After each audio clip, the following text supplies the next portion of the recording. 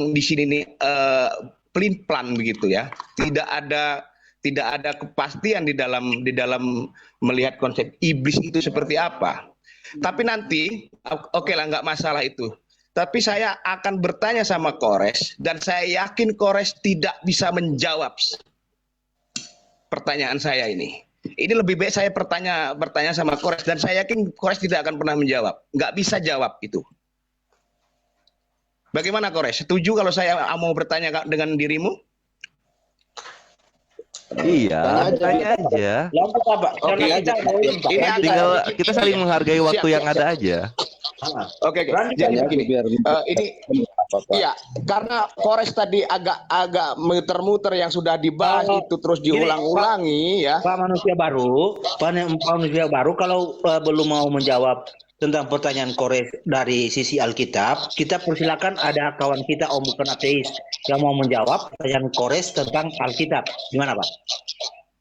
Oke, siap. Oke, kalau saya tadi tidak menyimak untuk pertanyaan si Kores ya, karena dari tadi muter-muter ke situ aja begitu ya. Silakan. Tapi nggak apa-apa lah, silakan kalau ada Kores, Bang Billy mau ini menjelaskan. Pak manusia baru kan belum menjawab Kores. Saya persilakan Om Bukan Ateis untuk menjawab pertanyaan kamu ya. Oke, silakan Om Bukan Ateis. Menjawab ya, bukan bertanya. Iya. Sebenarnya bukan pertanyaan si beliau, tapi dari Kores ini ada beberapa statement yang saya pikir kurang tepat terkait dengan dia mencoba untuk memberi sudut pandang dia terkait dengan iblis dalam konteks Alkitab. Nah, orang Kristen sebenarnya dalam konteks bicara tentang setan atau iblis, kalau kita baca bukunya Peter Wagner, dia mengemukakan seperti ini ya, di Breaking Spiritual Strongholds. Dia bilang begini, iblis itu di dalam konteks Alkitab itu pun punya kuasa. Nah, ini harus dipahami dulu. Punya kuasa, tetapi kuasanya itu adalah kuasa yang hanya sebatas ciptaan, yang kemudian dimiliki karena dia berangkat daripada bahwa iblis ini pun adalah malaikat yang kemudian melawan Tuhan. Kuasanya dia memang di bawah Tuhan. Sehingga dia memberikan salah satu contoh adalah iblis yang punya kuasa ini ketika mau mencobai Ayub pun dia harus meminta izin kepada Tuhan. Nah, saya kurang setuju kalau misalnya Kores mengatakan bahwa kalimatnya mungkin nanti kalau saya kurang tepat nanti tolong dikoreksi oleh Kores ya. Kores mengatakan bahwa memang orang Kristen itu disesatkan oleh Tuhannya. Semua orang Kristen harus disesatkan. Nah, seperti itu ya Kores ya. Nah, Kores lupa kalau misalnya dalam konteks perjanjian baru, ketika Yesus melakukan pelayanan dan kemudian dia sampai di satu tempat yang namanya Gerasa, Yesus mengusir yang namanya roh-roh jahat itu yang punya kuasa, atau yang tadi saya sampaikan di awal bahwa yang daimon itu ya, karena daimon itu kan terkait dengan definisinya adalah roh jahat. Nah, Yesus melakukan satu tindakan di mana dia mau menunjukkan nih, ya kan, tafsir bebasnya adalah bahwa dia menunjukkan keberadaan atau kuasanya dia di atas kuasanya si jahat atau si iblis. Oleh karena itu ini kan berimplikasi kepada semua orang yang percaya kepada Yesus. Yang kalau kemudian di dalam iman Kristen, orang Kristen pun diberikan kuasa untuk mengusir yang namanya setan atau iblis. Ketika misalnya ada yang dirasuk, ya kuasa yang ada di dalam orang percaya, dia dimampukan oleh Tuhan untuk kemudian mengusir yang namanya roh jahat atau si iblis atau setan itu. Sehingga kesimpulan atau misalnya pernyataan dari Kores terkait dengan orang Kristen memang harus disesatkan dan sebagainya itu kurang tepat ya. Karena orang Kristen yang sudah percaya kepada Yesus, maka dia akan tetap ada di dalam tangan perlindungan, pertolongan dari Tuhan. Dia diberikan kuasa untuk mengusir yang namanya setan.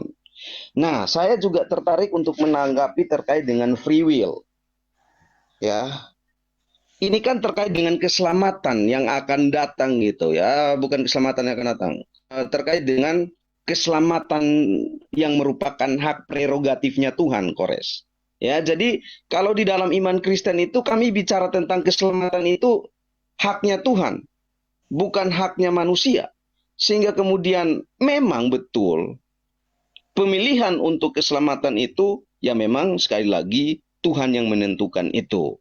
Nah, jadi bukan kemudian makanya kemudian orang Kristen menolak yang namanya berbuat baik baru kemudian selamat gitu ya. Di iman Kristen tidak ada seperti itu karena keselamatan datangnya dari Tuhan. Respon daripada orang percaya atau orang Kristen adalah kemudian memang melakukan yang namanya kebaikan. Dan harus diingat lagi, Kores, bahwa di dalam Alkitab juga diingatkan terkait dengan keberadaan iblis atau setan yang juga punya kuasa, maka orang percaya diingatkan untuk menguasai dirinya. Dengan apa? Harus atau orang percaya harus dikuasai oleh yang namanya keinginan roh, bukan keinginan daging.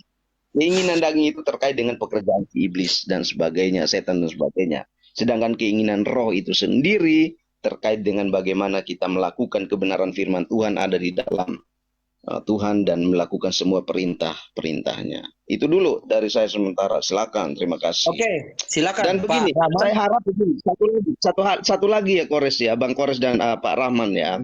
Saya harap coba berikan definisi yang jelas terkait dengan iblis dalam konteks Quran itu seperti apa. Sudah. Atau misalnya Tadi, ada iblis itu nama, Om bukan ateis. Iblis itu nama, setan itu gelar. Oke. Setan itu gelar, sedang iblis itu nama. Iblis itu nama. Oke. Oke, kita Saya kasih menyimak kesempatan Pak Rahman, setelah itu Rasul Billy ya. Silakan Pak Rahman. Ya, pertama manusia apa ini? Manusia baru. Manusia baru. Manusia baru. Ya. Oh, bukan manusia lama ya? Manusia Baru, bukan manusia lama. Jadi itu tadi bahwa menguji manusia dengan cara. Caranya adalah dengan menggoda, dengan merayu, dengan membisikkan di hatinya. Banyak ayat kok. Misalnya di An-Nas, surah An-Nas, membisikkan manusia dari sadar. Fi sudurin nas minal jinnati wan nas. Jadi aku berlindung kepada Allah dari golongan jin dan golongan manusia. Yuwaswisu fi sudurin nas minal jinnati wan nas. Kemudian di Al-Falah, tukang sihir dari golongan jin dan setan, apa ada iblis. Dan itu tadi bahwa manusia itu nanti ditahu kapasitas imannya itu, maka didatangkanlah iblis. Nah kalau masih tetap teguh dalam pendiriannya ya dia tidak mempan, karena Allah memang mengatakan kau silahkan turun untuk mau menyesatkan hamba-hambaku, tetapi ada satu hal yang Anda tidak mampu sesatkan, yaitu orang-orang yang ikhlas dalam menjalankan ibadah. Al-Hijr, surat Al-Hijr 15 nomor 40. Anda tidak pernah akan menyesatkan hambaku yang ikhlas. Itu. Jadi ada satu rumus, ada satu tuntunan yang diberikan sama pencipta. Masa diturunkan setan begitu saja atau apa iblis begitu saja tanpa diberikan Allah tuntunan untuk menangkal. Jadi ada sesuatu, makanya di dalam Islam itu ada hukum-hukum yang sebagai sandaran kita dalam menjalankan ibadah. Billy tadi mengatakan bahwa kita selamat tanpa berbuat baik. Saya bingung juga kalau selamat tanpa berbuat baik. Kalau berbuat jahat, ya sudah, Anda tidak selamat. Nah, kadang ada orang mengatakan bahwa iblis itu punya penangkal. Bagaimana mau menangkal iblis kalau sudah bersaudara dengan iblis? Itu susah. Itu susah, Kores ya. Jadi makanya orang-orang zalim itu sesungguhnya itu sudah sahabatnya iblis. Jadi makanya iblis itu kadang pensiun sebenarnya. Tidak perlu lagi digoda. Yang digoda orang-orang yang beriman. Yang digoda orang-orang yang senantiasa melaksanakan perbuatan-perbuatan baik dan kebajikan. Tetapi kalau kerjanya judi, zina, dan kemana-mana, itu tidak pernah digoda. Karena sudah bersahabat, saudara kandung dengan iblis itu. Ya gitu.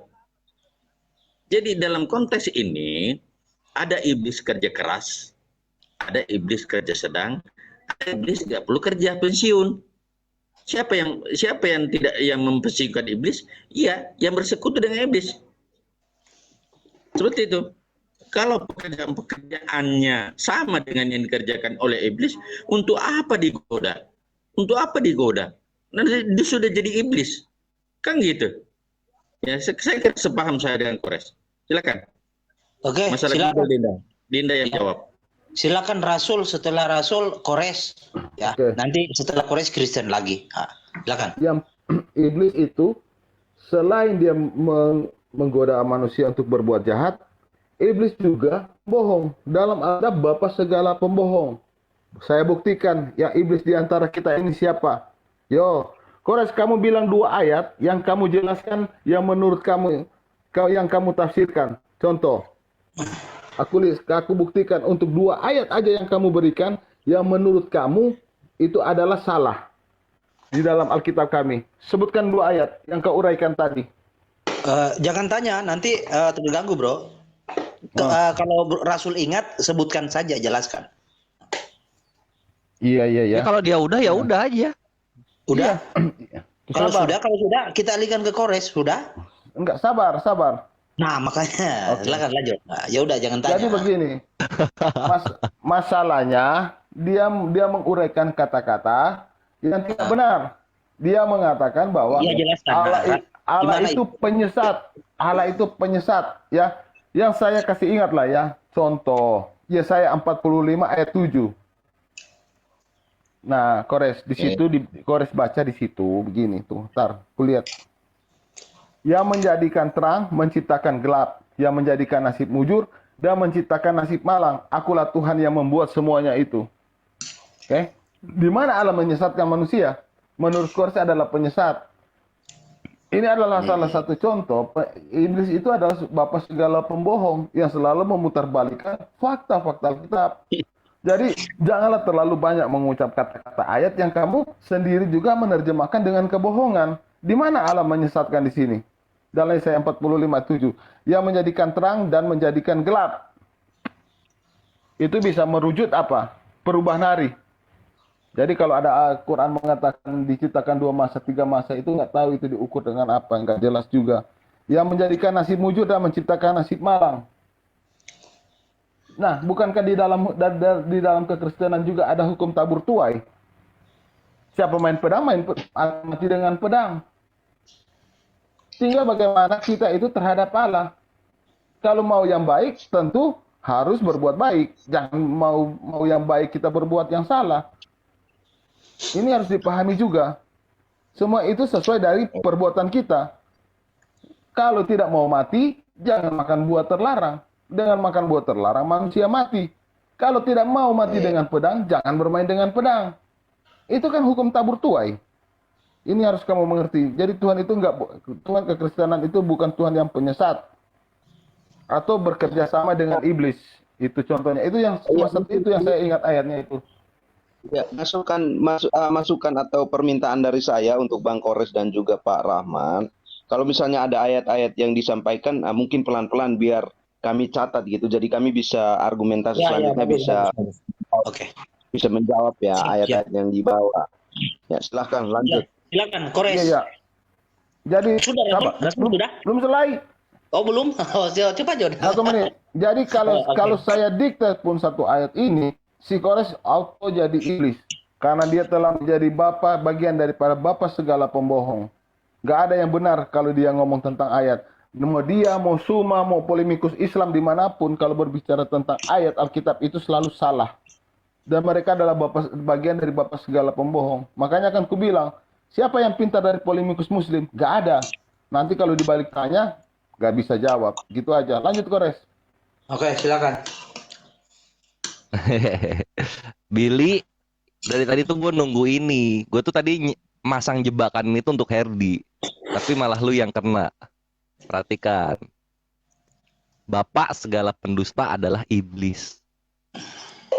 Kenapa gue bacakan apa yang tidak tertulis di terjemahan baru? Karena itu pancingan. Kalau kita ke Ibraninya, perhatikan, Yoser Or ubore hosek. Aku membentuk cahaya dan aku menciptakan kegelapan. Oseh Salom, aku membuat kedamaian. Ibrani berapa? Uborera. Dan Ibrani aku berapa? menciptakan kejahatan. Ibrani berapa Dar, tuh? selamat datang di kebenaran. Yesaya Yes, 45:7. Yesaya 45 nomor 7. Oh, tadi katanya Ibrani. Yesaya berapa? Dalam Ini bahasa Ibrani. Ibraninya yang gua bacakan. Ya lanjut. Kena jebakan lu. Kena nih lu di jebakan gua. Jadi siapa sebenarnya di sini yang pendusta? LAI. Selama puluhan tahun dia adalah bapak segala pendusta. Karena nggak ada di sana tertulis nasib mujur harusnya di dalam Ibraninya. Makanya yang jujur itu sebenarnya terjemahan lama. Di situ LAI belum terkena bisikan-bisikan iblis. Perhatikan di terjemahan lamanya. Yang mengadakan terang dan menjadikan gelap. Yang mengadakan selamat dan menjadikan jahat. Dar, selamat datang lagi di kebenaran, Billy. Bahwa aku ini Tuhan yang membuat segala perkara ini. Gua ini orangnya sola scriptura, Billy. Apa yang tertulis itu yang gua imani. Tidak tertulis bidat. Kebenaran itu dari apa yang tertulis itu sendiri.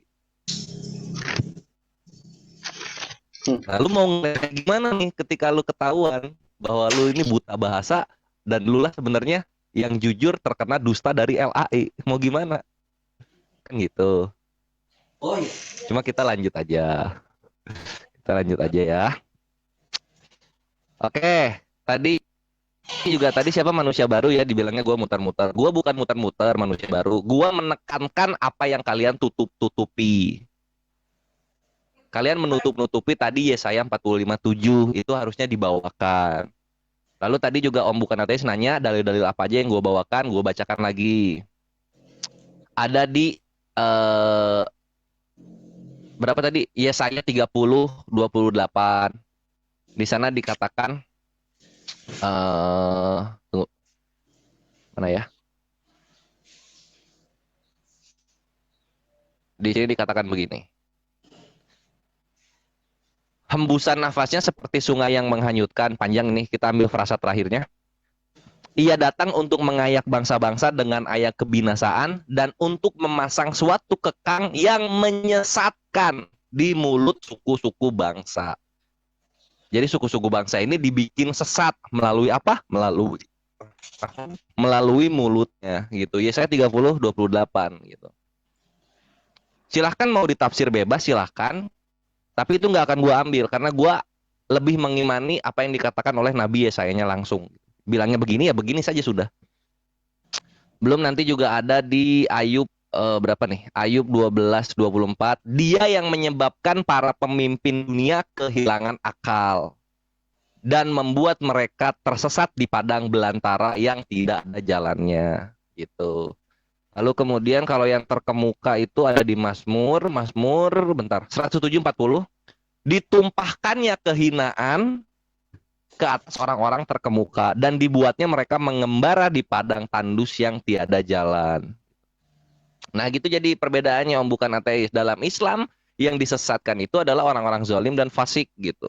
Iblis diutus untuk kepada mereka ini supaya mereka makin tersesatnya gitu karena mereka menolak rahmat dari Allah.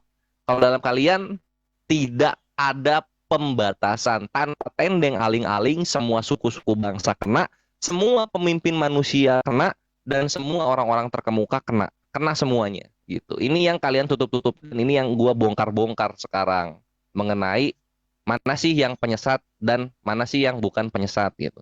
Lalu ini juga akan gua tambahkan dalil baru ya soal murka. Jadi posisinya begini, sebelum gua bacakan ini, kalian itu ketika ngomong soal apa ya? Soal ini,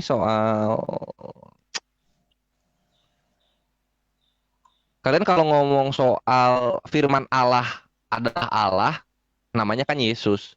Nah, di dalam 2 Tawarik 24 nomor 1 dan juga 1 Raja-Raja 21 nomor ini ya. Bentar. Itu tuh murka Bentar. Murka.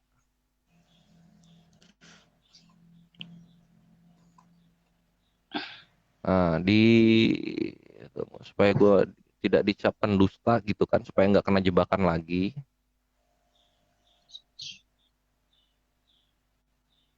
Itu tuh ada tuh. Jadi murka Tuhan itu dia disuruh menghitung Israel kan gitu ya, disuruh menghitung. Lalu kemudian ketika disuruh menghitung itu, nanti ada penjelasannya lagi tuh. Dan itu menarik penjelasannya itu.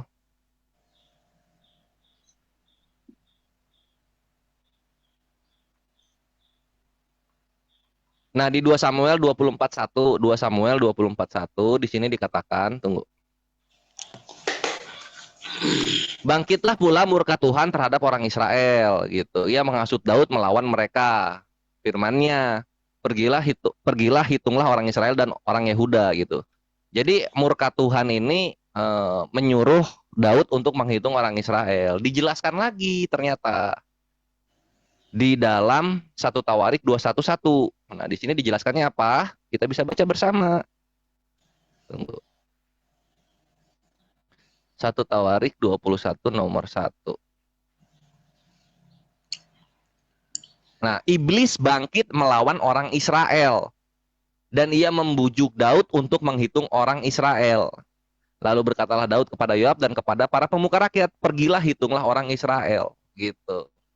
Nah, jadi ketika firman Allah adalah Allah, maka murka Allah adalah Allah itu sendiri. Firman Allah namanya Yesus, murka Allah namanya iblis. Namanya iblis murka Allah ini. Jadi gimana kalian ingin bilang bahwa Allah itu maha penyesat, sedangkan iblis sendiri adalah nama lain dari murkanya Tuhan kalian. Gitu loh. Gimana? Jadi jangan bawa teman dalam konsep kalian sendiri. Jangan bawa teman. Kalian sudah mengakui iblis tidak diciptakan, berarti dia pencipta kan gitu. Kalian mengakui iblis inilah yang menjadi penyelamat pada hari Tuhan. 1 Korintus 5:5, Om buka AT silakan dicatat. 1 Korintus 5:5 ya. Iblis itu adalah juru selamat pada hari Tuhan. Kenapa? Ya karena murka Allah, murka Tuhan kalian itu adalah nama lainnya iblis. Di mana konsepnya ini nggak cocok gitu dengan Islam. Ya, makanya ketika Herdi bilang kita berbeda, beda memang gitu. Cuman alasannya itu Herdi menutup-nutupi. Ini gue buka semuanya berbedanya di mana gitu. Nah, jadi itu yang bisa gue sampaikan. Lalu kemudian ini juga ya yang terakhir. Ini Om bukan ateis sudah membenarkan apa yang gue bilang gitu. Kalian itu nggak perlu berbuat baik kan udah selamat gitu. Kenapa? Ya karena memang betul apa yang gue bilang, keselamatan kalian itu memang sudah dipilih gitu. Jadi bukan karena kalian berbuat baik atau kalian mempunyai perilaku yang baik gitu. Sejahat-jahatnya manusia ketika Tuhan sudah memilih dia dan dia mengucapkan Yesus adalah Tuhannya, maka dia akan selamat. Karena itulah fungsi Yesus, yaitu menghilangkan dosa-dosa yang ada di dunia. Menghilangkan sistem dosa. Membawa mati sistem dosa dengan penyalibannya. Sehingga manusia-manusia Kristen ini sudah selamat. Mereka nggak perlu lagi fokus kepada akhirat. Mereka fokus kepada dunia bagaimana caranya menjadi kaya. Karena sorga sudah ditanggung Yesus. Karena itulah kan Billy pun selama percaya Yesus, maka dia pun nggak peduli dengan hukum-hukum Yesus yang lainnya. Contohnya apa? Billy tetap bercerai. Karena cerai itu adalah solusi punya Islam. Tapi Billy pakai itu nggak apa-apa dalam Kristen. Thank you. Oke, izin menanggapi ya teman-teman ya.